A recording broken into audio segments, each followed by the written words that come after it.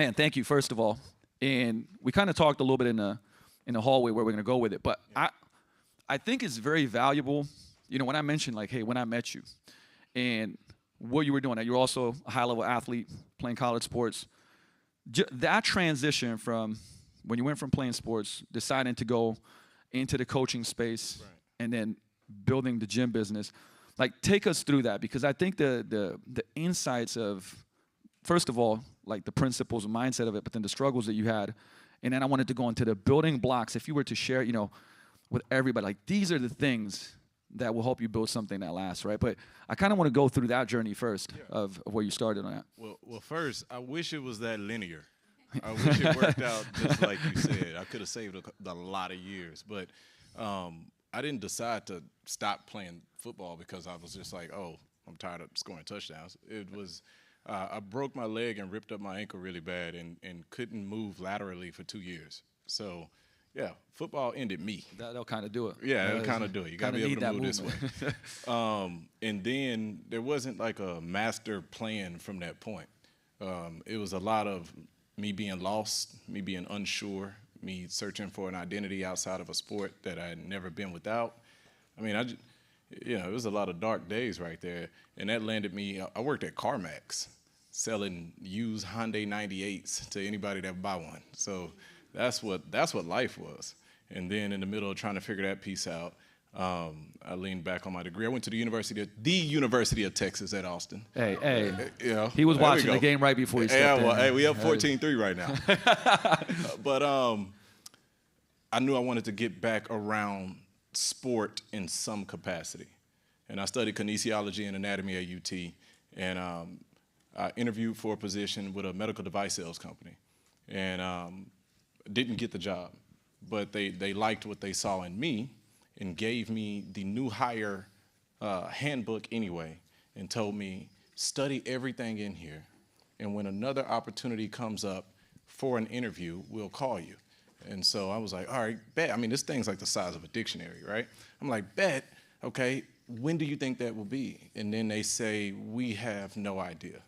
So this is a challenge that I've kind of gotten very comfortable with over time, but in this moment I wasn't really comfortable with it, of just being in an unknown space. Study this material, and if something comes up, we'll call you at some point, right? ... So that was life, and then for the next 8.5 months, I did exactly that. I studied every night when I got home from CarMax, and I was just waiting for a call that might come at some point. And there's nothing worse than having an opportunity and not being prepared because it didn't happen on your timing. You see what I'm saying? So I refuse to let that be my story. And if I did anything, it was control what I could, and that's my dedication, my work ethic, and my consistency with my study habits on a day-to-day basis. Treating every single day like this is the day I get the call for 8 months. You know what I mean? Would you say, because the thing is, like that mindset, right? Did that carry over from athletics? Absolutely. Yeah. Absolutely. If it's one thing, that's why I'm going to put my kids in sports as soon as I can. But if it's one thing that a competitive sport will teach you at a high level, is that the difference between winning and losing is that big. It's not a lot, right? And it continues to grow smaller the higher up you go. So if you say you want to exist in a rare air type of space, I say make sure you're worth it. Because what it requires to be successful for a long time at a high level, you don't even know what that feels like until you get there. That's why you see a lot of people in a lot of different industries, they pop because of talent, but they'll never stay there. Because that takes way more than talent, right? Yeah. So, did that, and I worked with that company for 2.5 years, and I worked my ass off. When I came in, I was the assistant of an assistant, right? I mean, they are sending me on like what felt like side missions, man. I'm in here just picking up stuff and driving it across town to this place and that place. And it reminded me of, you come in on a roster and you're the fourth string person. You're not even listed on the roster if somebody goes online and checks, right? And then one day you telling yourself, I'm gonna be the guy. And by the time I left that place, I would go into a stadium and 100,000 people would go crazy But that wasn't the case 4 years prior, right? So being able to lock into a goal, once again, without any guarantees. And if I got a message at all today, it's like, what do you look like without guarantees? That's who you are. Those guarantees make you, I see a lot of people with these guarantees, and there's nothing wrong with it. For the record, I have a W-2 now. Life is good. But that W-2 has stopped a lot of people from accomplishing what they were put here to do. It's too comfortable. The what ifs, the uncontrolled space. But I got these responsibilities. What if this doesn't? And now they never go do the thing, right? So being in a space to where I was willing to try, willing to really put forth the effort to accomplish the thing without the guarantee, knowing that I'm acting as if there's only one outcome. And if I'm wrong, then I'll adjust when I get there. But for right now, there is one outcome. Because a human brain can only but devote itself to one thought completely at a time. If you ever hear somebody that says, I'm in between, then you're not committed to anything. You're just bouncing between multiple things. You're not committed to anything. I was committed to the single thought that I wanted to be the best at the thing I was doing. 2.5 years later, I was over 11 different hospitals and surgery centers, and I was working with 30 different surgeons, making more money than I knew what to do with. And unfortunately, I will say fortunately for me, at a young age, I was able to discover that money is not the answer. Because I was still just as sad and disappointed as I was before I had the money. And I realized it's because I was searching for purpose, right? And that led me to training.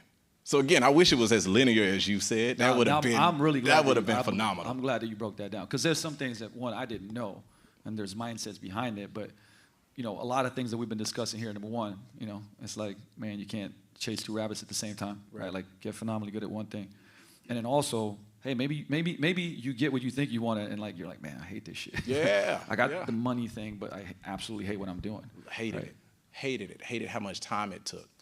I said, the success of the thing the juice wasn't worth the squeeze kind of thing, right? And again, I realized at a young age that it was purpose that I was looking for.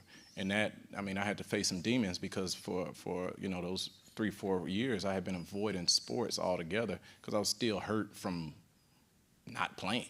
Yeah. So now you got to be honest with yourself, and that's a whole nother conversation. But in doing so, I decided to get back into the training world.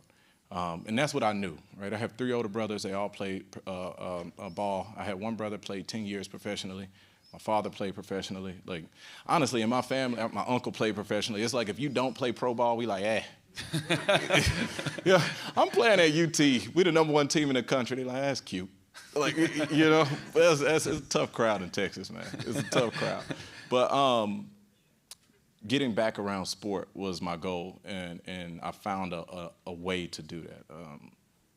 And this is when I realized steps are kind of ordered, and that's why it's very important to live your own story. But I looked at training different. I looked at training from the way anatomy said the body should operate versus me just wanting a performance-driven outcome. And that's what led to ultimately, us deciding to run with, years later we ran with longevity and performance, which is what you knew at On It. Yeah. But that's what we were going for the same reasons that we were talking about earlier, is that we're not just trying to be a splash. We don't want to make a splash. We want to be on top we want to be Tom Brady. We want to be on top forever, so long that it annoys everybody that's competing against us. Because everybody knows in the back of their mind that they are honestly racing for second place. That's the level of domination we're looking for, right? So to do that, I had to dive into training a different kind of way. And that's when we met, actually. I was every day. Every day. And thankfully, from a personality standpoint, I've never had trouble or an issue with focusing on a thing for a long time. And that yielded to my benefit, as ultimately the way that I had kind of marked it out was okay, I played ball at a high level. I know what I'm talking about. These athletes understand, and then I'll just be training pro athletes and it'll be all good. No, nope. That's not how that worked.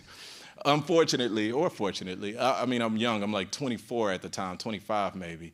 And people know you as they know you. They don't know who you're trying to become. They know you as they know you. And so me trying to convince pro athletes to allow me to lead their professional careers in the off season at 24 and 25, they like, I don't know, big dog. I said, you on, I grew up with you on, tonight, though. Yeah, I grew up with you on, I know you like to, you a little wild, like, you know, I was a college kid, you know, but I had to get serious about my craft. And this is what I'm saying, like, I was claiming that I wanted to be at a certain level, not even understanding that something completely outside of what would be the game of training is something that could be holding me back. People are questioning not my character as if they trust me, but do they trust me with their careers? Like, I got a short window, and do I trust you with my career because I know just you're young in the way that you live? So I had to get serious about my business. I had to get, and I started having to carry myself that way. So there you go. That's a chin check. Now you got to grow up. I haven't even gotten into programming and what we're going to be doing in the off season and what the progressive overload is going to look like and the different micro. We haven't even gotten to that because I haven't even earned the trust for that conversation. You know what I mean? Like we got to start there. And so I started carrying myself different. I started carrying myself in a way that represented where I wanted to be versus where I was at. And it was the best thing that I could have done. What I didn't anticipate is that it would take me 10 years. But over the course of 10 years, we ultimately end up running one of the largest NFL-related off seasons in the country with 75 active roster players. But actually, that gap between, you know, when you're like, oh man, I got to get serious. I got to be pro in all these areas. Take us a little bit just through that journey, because I think it's important for, you know, people that are in a certain space to hear how it was during those first periods before, you know, you go like, hey man, and then we open Kollective, right? And it's there's a gap there, and because I want to know as much about that as possible too. But when you say like, hey man, I had to turn pro, like what did that look like though?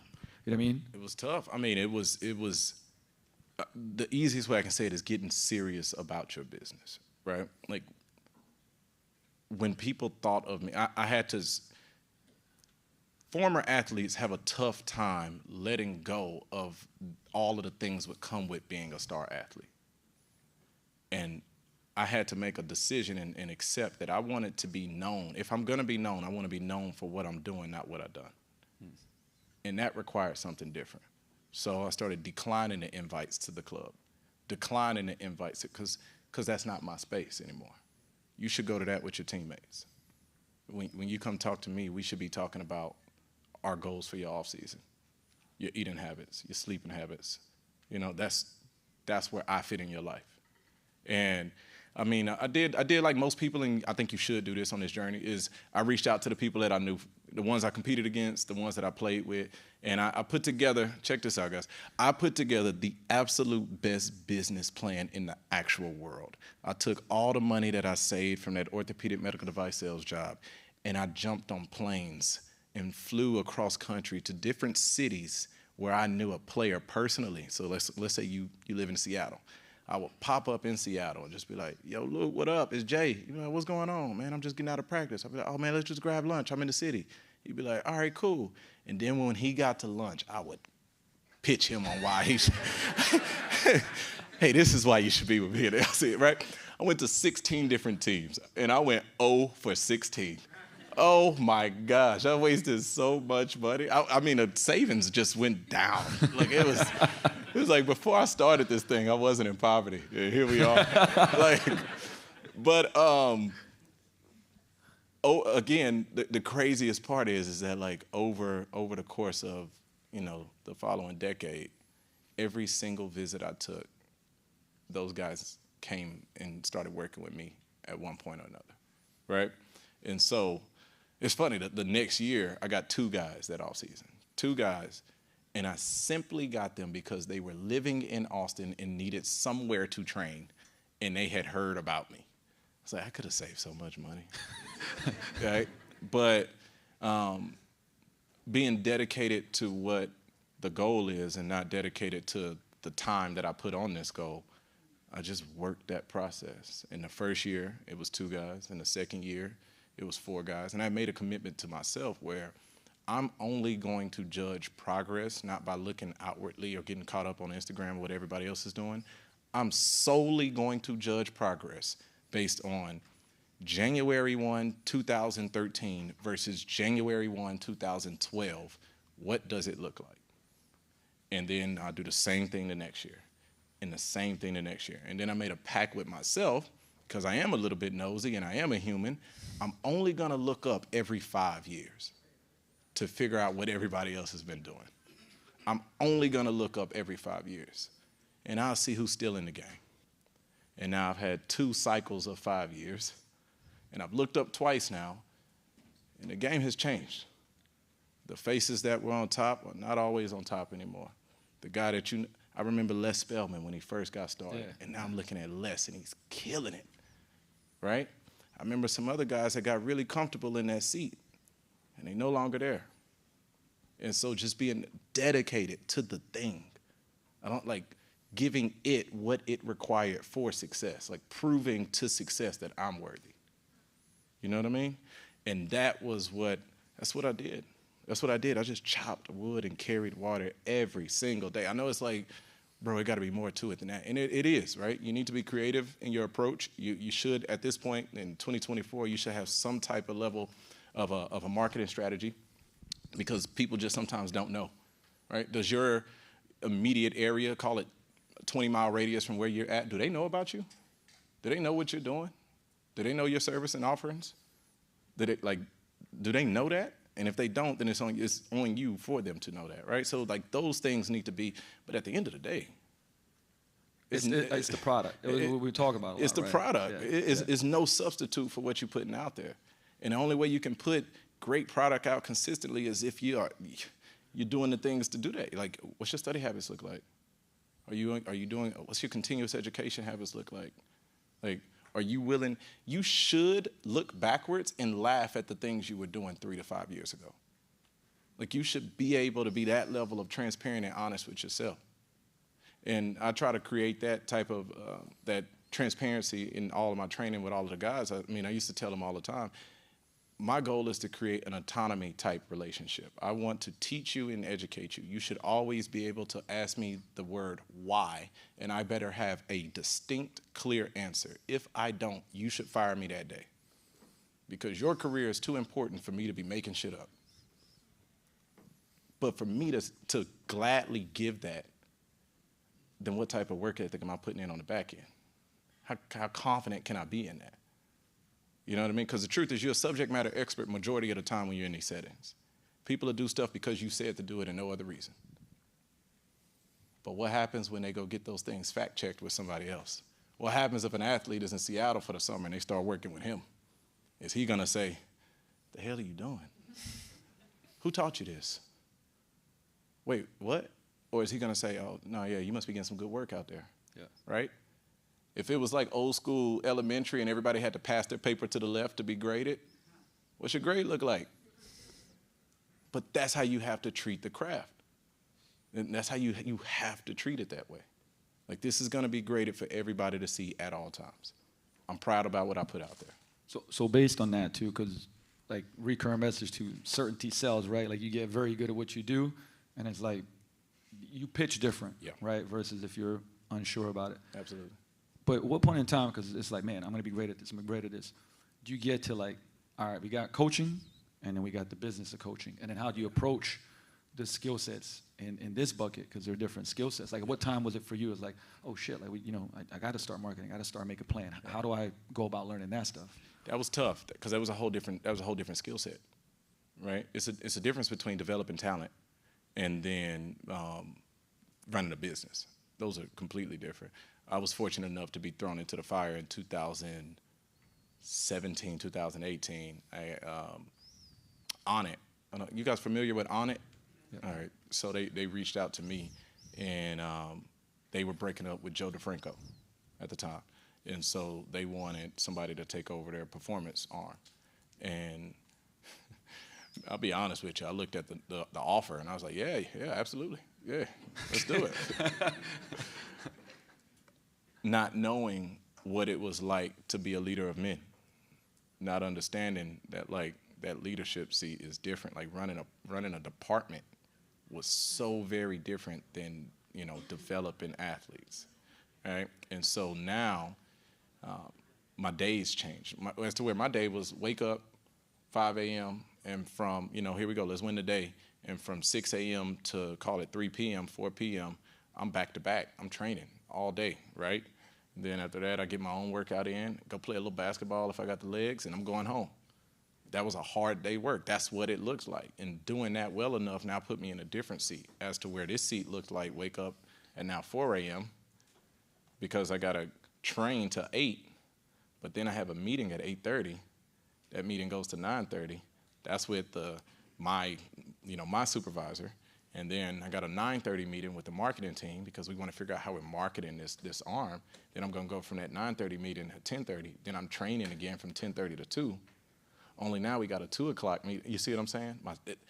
What it took to get here is not the same thing of what it takes to stay here. Mm-hmm. And I was fortunate enough over those 2 years and 8 months to learn, and I suggest this for everyone, learn how to run your business or your future business on somebody else's dime.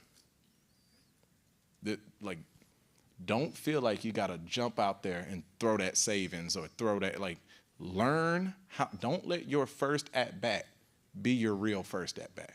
This is just the first time where the consequences are on you. And that's what that felt like.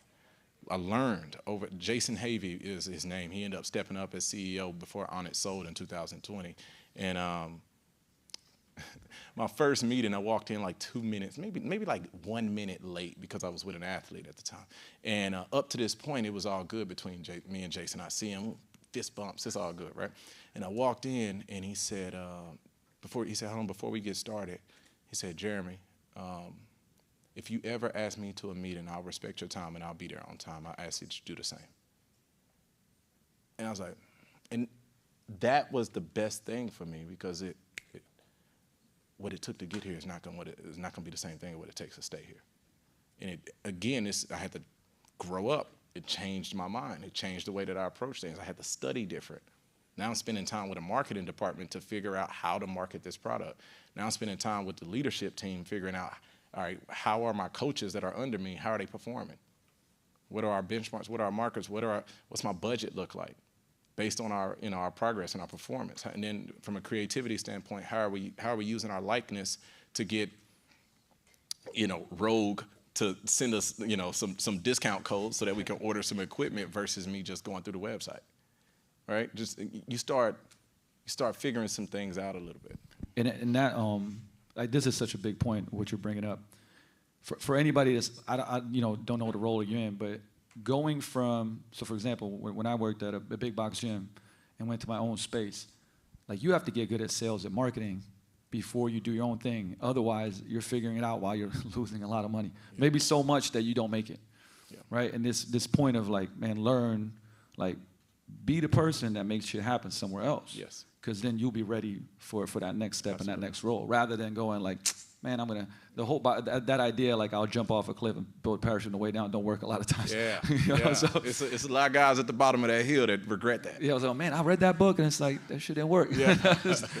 But I think that's a really, really good point because now you're talking about almost 3 years. Yes. Right, 3 years, and then at what point in time does that decision get made? This is what we're gonna build because I know, man, that was a big undertaking too. Yeah. The first location and knowing gyms.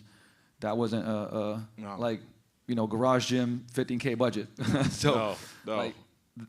What made you made the choice of this is what I want to do, and then again whether it's investments, partnerships, because Kollective, if you guys got to go there when you're in Austin, it's different.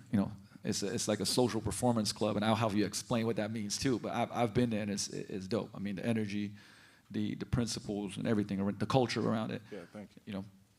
I'll tell you, for me, I think the beginning of learning is exposure. And so I got into education really heavy. And me and 8 others wrote up the entire performance-based training protocol for Vertimax. And then we traveled everywhere, both domestically and internationally, and we taught that to different physiotherapists and exercise physiologists across the world. And then I'm in Dubai for about a month, teaching and working with some guys out there. And I got exposed to some of the most beautiful facilities I've ever seen. I mean, these things were gorgeous, right? And now it's like spring of 19 at this time. I got this thought that I can't get rid of. And it was simple. If I did it, I would do it like this. And then next thing you know, it's on my mind. I'm playing with this idea all the time. I'm like, well, no, I wouldn't. I built this facility in my head 8 times already. Hold up, obsession? Yeah. Obsession. Yeah, right, I'm cool. obsessed with it. I'm obsessed with it. Like, and I wasn't obsessed with it until I got exposed to it, which is why I encourage you. Please allow yourself to be open, because getting exposed to what this creme de la creme facility looked like. I came back to America and I was like, Equinox ain't it. These people think Equinox is it.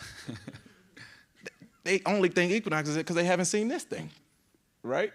And so at this point, I back up. I did a deal with Lifetime Fitness, and they wanted to create a athlete-inspired group fitness training program, and we named it All Grind.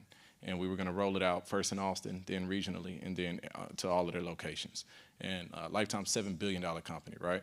I had learned at this point in time, it's 2019 now, I've taken my lumps in business, and it's experience. There's no substitute for it. I learned how to do my contracts whenever I was going to partner with an entity of this size. And so we agreed to a front-end pay, and then a back-end royalty of a much smaller amount. And so I wrote up 16 weeks of programming, got it all approved, flew out to Minnesota where they're at, got it all approved by Ifonda Sproils, who's like the number 2 to Braun out there, and then came back to Austin. And I'm going somewhere with this. You're looking at me, Luka. But I came back to Austin, and I had this idea of how we were going to roll it out. And in December of 19, we started to actually talk about it and roll it out and start to, pilot it and test it. And it started doing really, really well. Like, sign-ups were happening left and right as we were going to head into New Year, New Me. And then New Year, New Me hit January 1, and like, boom, it started going out of here. And I'm like, oh, this is it. This is the one. And then February 2020 hit.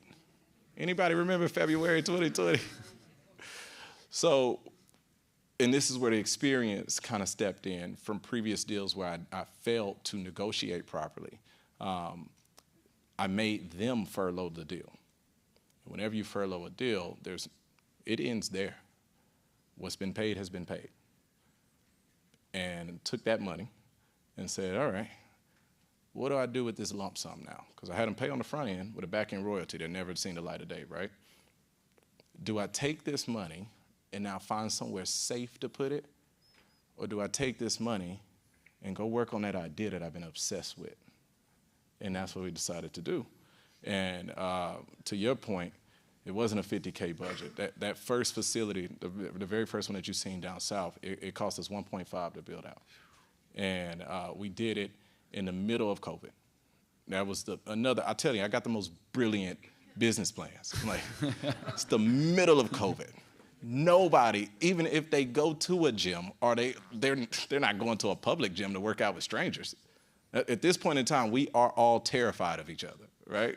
We all think everybody else got the cooties. That's how we running around. And what I looked at is 25,000 square feet. I don't know how familiar you guys are with Austin, but 25,000 square feet in the middle of South Congress. And 4 walking minutes from the front door of Equinox. I'm like, this is perfect. Let's compete.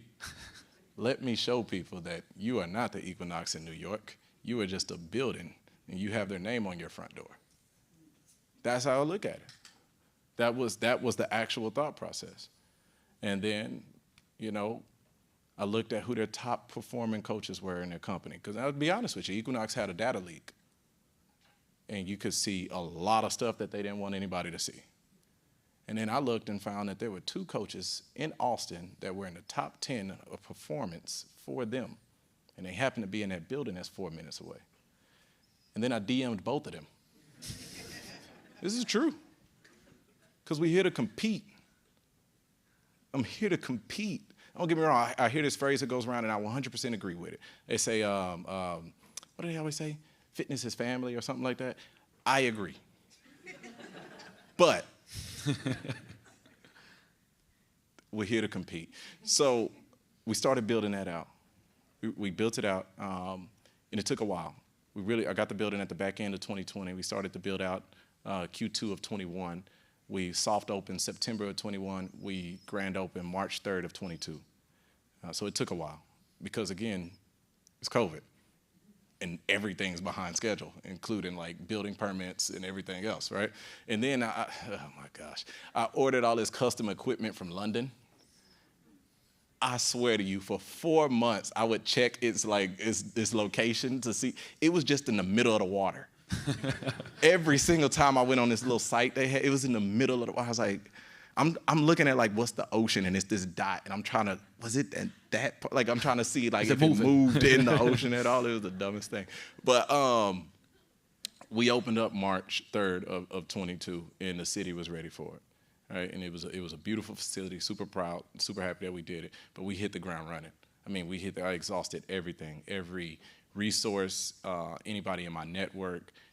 We exhausted everything to make that thing work, make that thing special. Actually, let's talk about that a little bit as far as like the launch, the preparation. I think there's so much value in this because I've seen a lot of times where, it's like, all right, let's open this, and it's like, whoosh, rush, versus, man, like, year and a half. You got one shot to open it the first time, right? Like, and obviously you can build afterwards, but how much effort, planning, and preparation went into that for it to pop right off the bat, though? I'll be honest with you. I'm very humble in my personal life. In business, in my professional life, I'm here I want to win. And like, if we are not on the same page yet, then we should probably not listen. I'm here to win.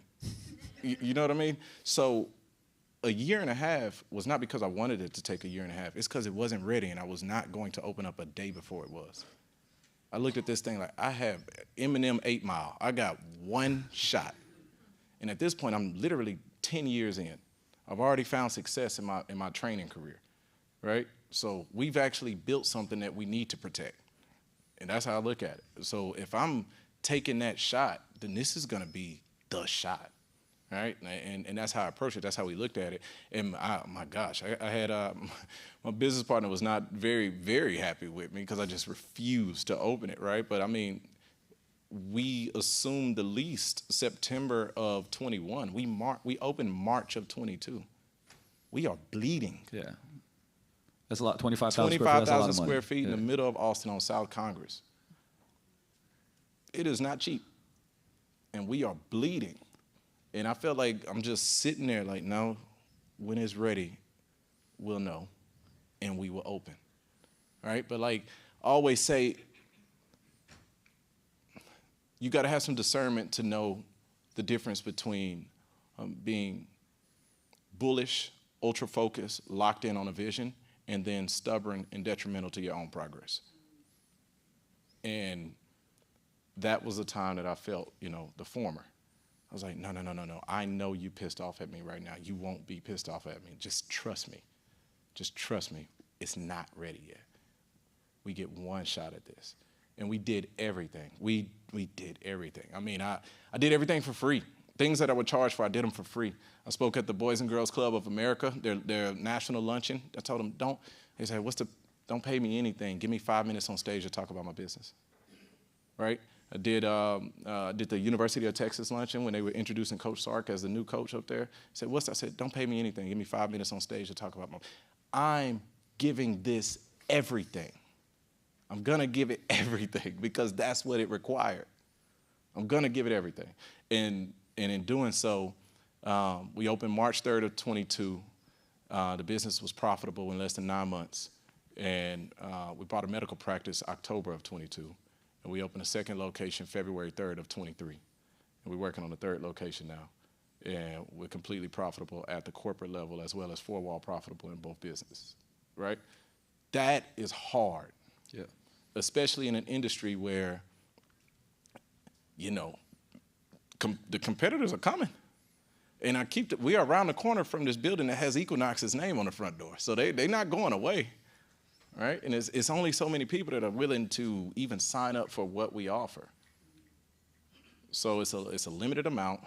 It's spread out thin, and you have to compete every day. I'm comfortable in that space. Now, because I was going to say, what do you feel are the biggest aspects that have helped you guys win? You know, as a gym, and let's just, if you look at obviously the company, but just each location, let's say first location, you're like, man, these are the things that we did that we double, triple down on that that anybody can learn from and apply it to their own business, whether you just started or you had a business. Yeah. Like, what are those, I'd say, big moving blocks? Be willing to be every position in the business. Don't try to hire out to avoid work. I was putting together treadmills. I was taking every tour. I would clean up at the end of the night, whatever it took, right? Like, whatever it takes that day is what I was willing to do. If it was a day full of walking behind people and picking up towels that they left out, did it that day. If the next day it was dumping the trash and opening up the boxes that the water comes in and then like stacking it all properly, I did that day. If it was a day that we had 8 tours and I was just taking tour after, did that day. If it was me trying to win a sale and just telling somebody, I said, I'll tell you what, come train with me. First session, don't worry about it. Just want to make sure you actually like the place. And if you do, then we'll talk about the rest of that afterwards. I haven't had a client in almost 2 years, and that year I trained every single person for free just to get them seeing themselves in that building, right? So whatever it required, I did it. And no hesitation, just did the thing. One of the things that I think we did really, really well early is we created almost a mystique around what we were offering, as it was a private club, and Luke was talking about it earlier. We called it a social performance club. By the way, hey, I had the mystique. I'm like, what the fuck they doing? Yeah. So that was the thing, right? Where we created this private club that was like a high-end gym, but we really call it like the intersection between the professional athlete and the business professional, right? So we created this space that, and this was a goal. We actually carved out performance markers that were different than anything you'll find on a chart, right? So for us, we would look around the club and say, how many people have in headphones? Because if they have in headphones, chances are they're not connecting. And I forget the name of the book, but there's a marketing book, and it talks about church does this really well, the church method, where if you go to a church and you are really friendly with at least one other person there, then you're 85% more likely to stay at that church for at least a year than you would be if you didn't know that person. So for us, a metric of success is how much interaction do we see? Because if we can build a strong community. Hey, take that note quickly, please. Thank you very much. Yeah, if we can build a strong community, then we can probably do a lot of other things too. So literally, I mean, how many headphones are on? Like, this isn't something you see in a business plan, but like it worked for us. Attrition is really, really, really low for us, right? Where I think the national average right now for gyms is about 6.5 out of every 10 stay for a year. And so let's call it 65%. Well, we're currently at a clip 4 years in at 82%, right? So 8 out of 10 people stay with us for at least a year. And doing that well allowed us to then create a cap and then create a wait list, right? And they call that like the nightclub model. Yeah, you ever pass by a nightclub and you see a long ass line outside and you're like, man, it must be good in there, only to finally get inside and you're like, oh, I want my money back. Like, this is terrible, right? But we wanted to make sure that when they did get inside, it was the opposite, right? So how are we being super exclusive and super inclusive? Like, if you're a member here, how are we rewarding you with everything? And that's why when you come in, we're like, classes are included, yoga is included, Pilates is included, co-working space is included, private events are included, summits like this are included. Like, how do we make the value of this membership so high to where we challenge ourselves internally to say, even the dialogue, I want people to say, I go to Kollective, they have a gym, versus saying, I go to a gym called Kollective.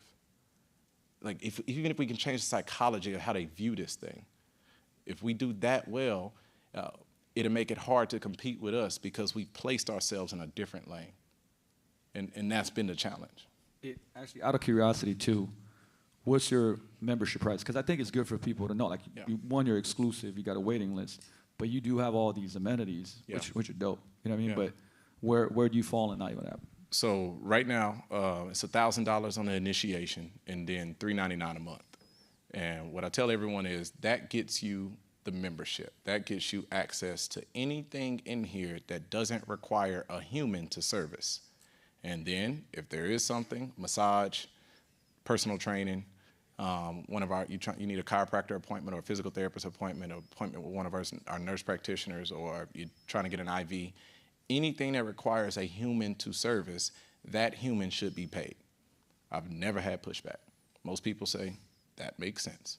So that $399 a month is the membership cost, and then $1,000 on the initiation. And people, every now and again, you get, well, what does my initiation fee money go to? I'm like, see, this is a big place. It costs for upkeep. Every 3 or 4 years or so, you're going to have a turnover in equipment in a facility. You got to buy new treadmills. You got to reupholster the benches. You got to, like, there's new equipment that has come out to where, I'm being funny when I keep saying that there's a place around the corner called Equinox, but they have a big budget. They can put the newest and latest in their facility every 6 months. So if we're going to continue to say that we're going to compete at this level, this is what this level requires. So, like, that's what we try to make sure that we deliver on that brand promise with everybody. And on the differentiation, right, because when you build something like that and other people see it, and you got people that got VC money, Equinox, whatever else it may be, it's like, oh shit, okay, we're gonna do that too. Yeah. How do you stay ahead of the curve? And again, like sometimes I tell people, like, hey man, you might not have, there's a lot of facilities here that are smaller. Mm-hmm. Like I don't have the Equinox money to invest in. So how do you stay different? How do you stay like, man, you can't do what I do? You know what I mean? And that's a differentiator. So have you kept that? That's very easy. Please write this one down. If you don't pay attention to anything I say, this is by far and large the most important thing for your business. The people you hire. If you want to stay in front of a juggernaut like that, every hire is more important than the last one and super important to the success of the business. Every single hire, from the facilities manager to the concierge, to your best coach, to your best instructor, Pilates, every single hire matters. And I'm in on every single interview. There's not a person that works there that I was not a part of that process, down to, the facilities manager, seriously, the janitor. I hired the janitor because that is the soul of the building. Otherwise, it's just a big, nice building with stuff in it. But if you want to stay in front of a juggernaut like that, you have to find a creative way to compete. They're too big to do what I do. The way it was explained to me, and I adopted this way of thinking, is that, like, we're in this ocean, and they are a whale. When Equinox decides to do a $30,000 private new membership that they're now offering, the yearly one that they just offered, did you see that? No, I see that. You guys see that? Any of you guys seen that? $30,000 per year. $30,000 per year, and it comes with like all of the medical and the health stuff and everything. When they decide to do something like that, the industry notices because they are a whale. They make moves, and it can affect the way that everybody else has to do things. But they're not a shark. They cannot move fast. It has so many layers to go through before it gets approved. So it's on me to stay ahead of the game for what's next for this industry.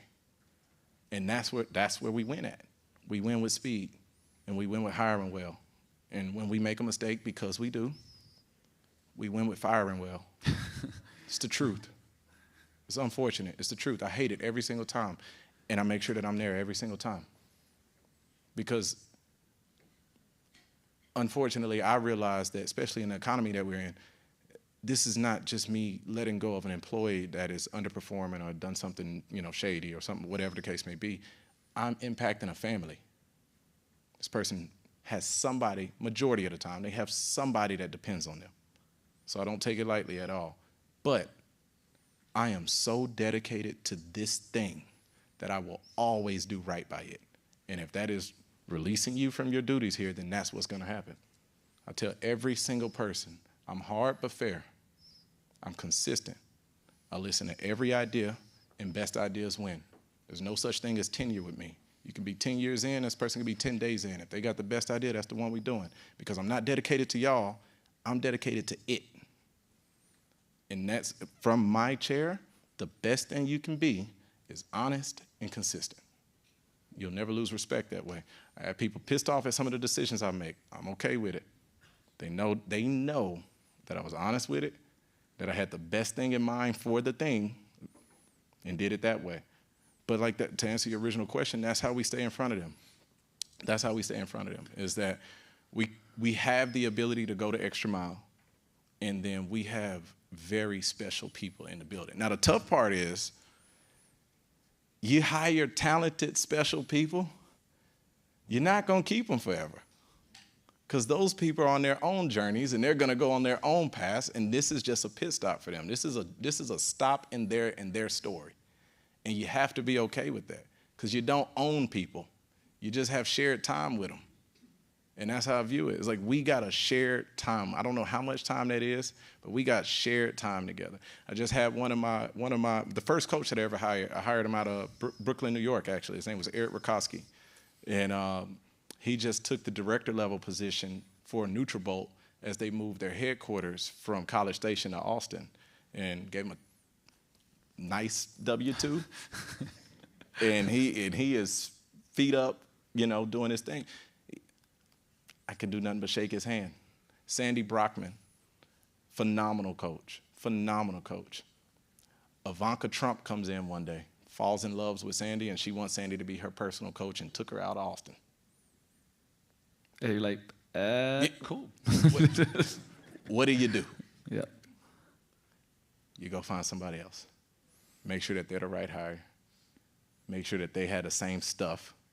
Make sure that they add value to this space. I was going to say that. What would you say the top 3 things, the stuff?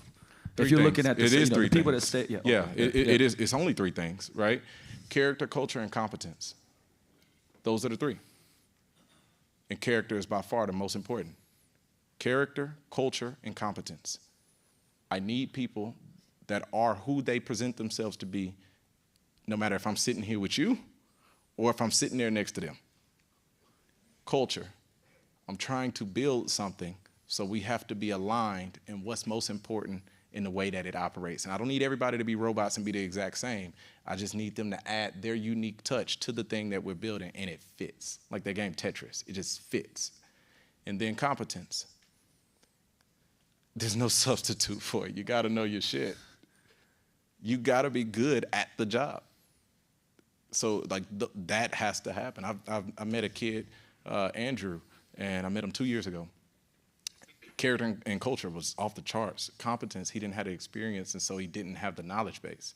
I gave him a plethora of books and some 3 days that I wanted him to attend. Then I told him, after you get done with it, so year 1, he did all of that, and then he came back to me, and he was where he needed to be. And I said, all right, now I need you to have some experience. He was like, how am I get the experience? I said, I need you to go get a job somewhere. I said, what do you mean? I said, spend a year in this field.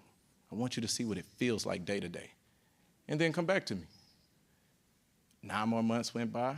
He came back to me, sat down. It was like I felt like I sent my son to the jungle, and he came back. He came back with like a lion on this shoulder and a wolf. Like, you know what I mean? I was like, he came back a different man. I sent a boy away, a bright-eyed boy away, and he came back a man, and he knew what it took now. He's been hired for 2 weeks. He has 6 clients already. And this kid, his approach is perfect. His personality is there. He's consistent. Like, all of the things that success leaves clues, man. All of the things that we know it takes to be successful, he's now implementing those because he knows what it takes. So, like, to answer your question, character, culture, competence. I'm not hiring without all 3 being present. Man, I want to switch gears just a little bit, because a lot of, first we'll dive into a little bit like all the brands that you're involved with, because man, you built some brands besides Kollective, which obviously just in and of itself is amazing, but other brands, and And then talking about how that came to be. You know, we talked before we got on stage about today it's very easy to be the pinball machine, right? Yeah. Like things are put like, ooh, you know, social media, maybe I can get this brand contract, maybe I can do this, maybe I can do that. But I think your story is a great example of, you know, how you actually get to be involved with brands and build that. Because I know somebody from the outside is looking in like, man, I want to do what Jeremy talking about, all this stuff. This dude's involved in, you know, X, Y, Z amount of things. But like, again, it's how did you get there? Because I think that insight is powerful for everybody that's here. So you're right? And there's a million different paths to get to that. But for me, I chose the one that was, I want to do the one thing very well. And if I do it well enough, then that thing will provide me additional opportunity. And I'm willing to give that as long as it takes. I'm not in this trying to figure out how do I make $1 billion tomorrow. I'm saying, how do I continuously improve and create longevity in the things that I'm a part of?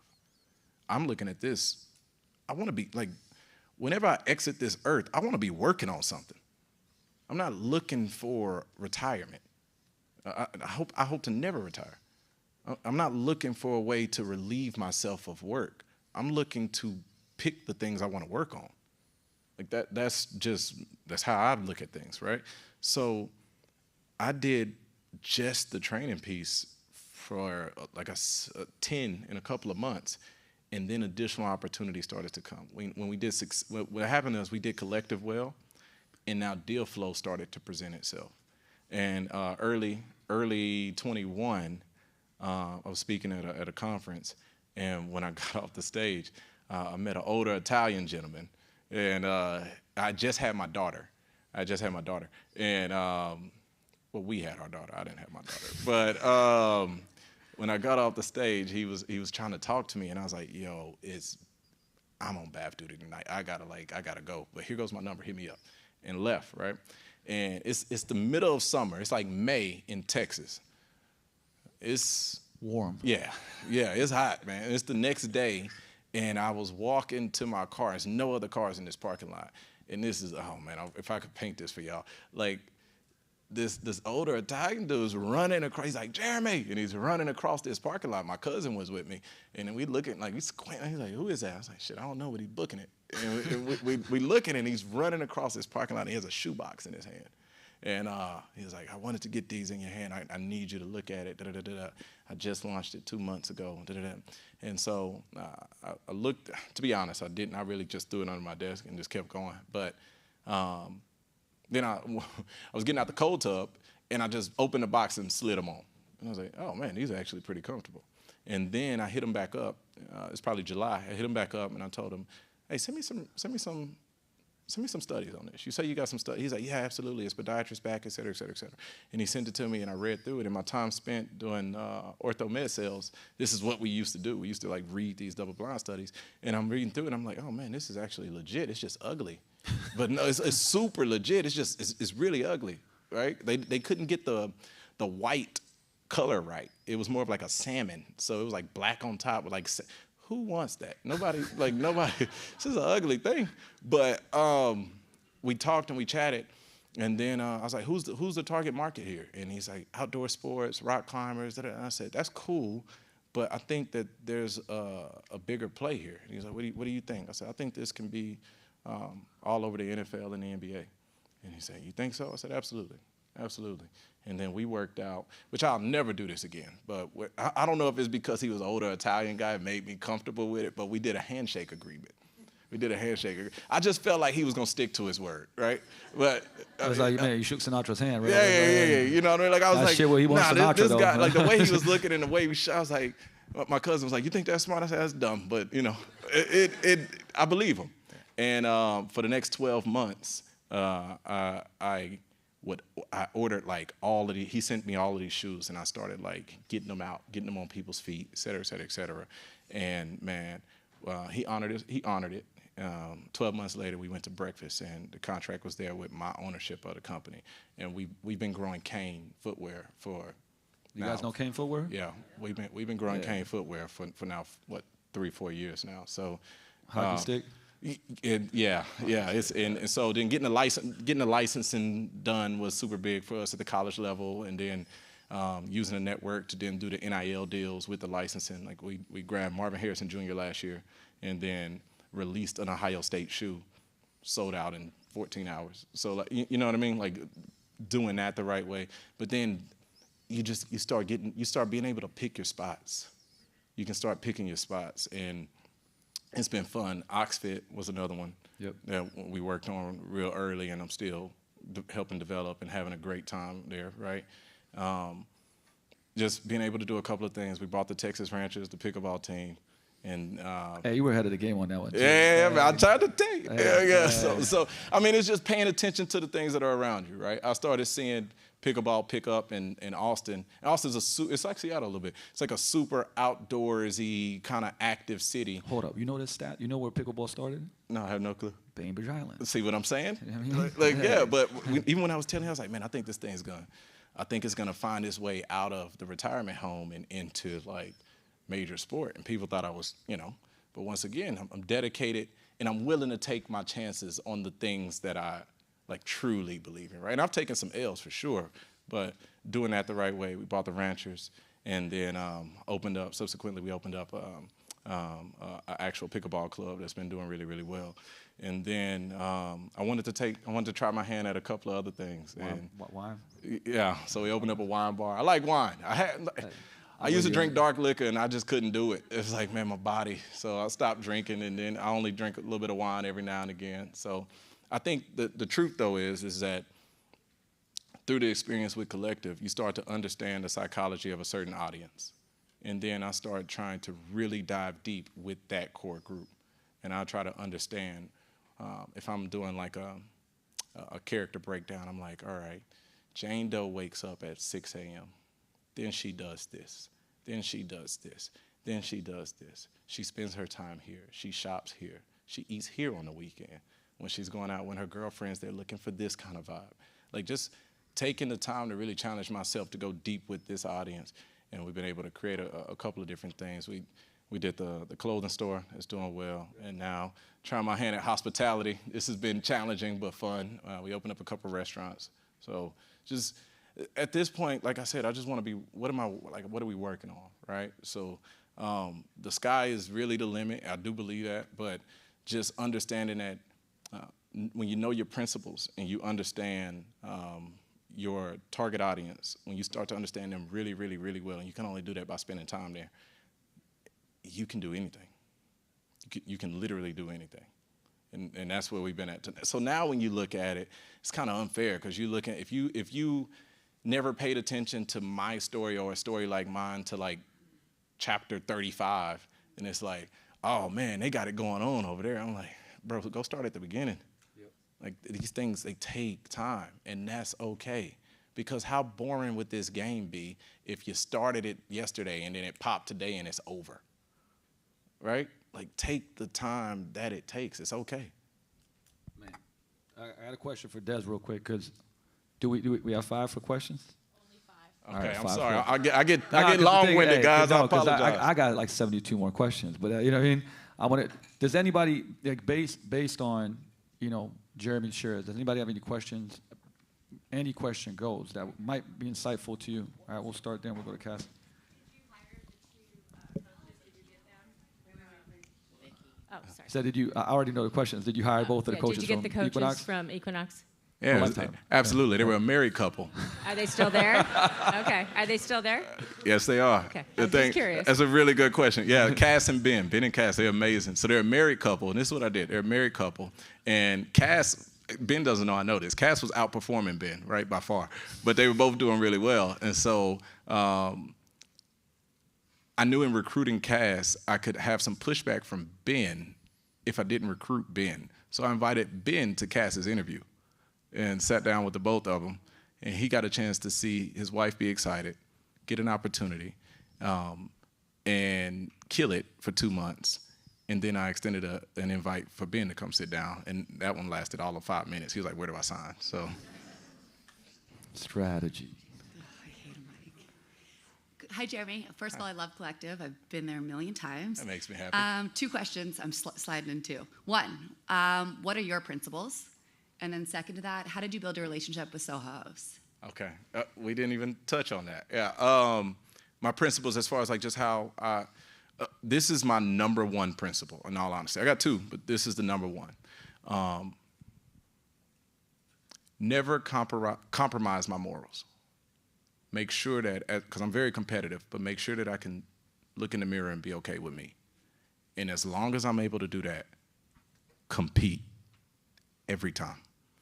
Every time, compete. And then the second one is make sure that I inspire along the way, because it's much bigger than just me finding success. Because I've been inspired by so many and been helped out and been given hands and been given opportunities to sit down and chat with people that did not have to take the time to do that. So make sure that I'm doing my part and doing the same thing.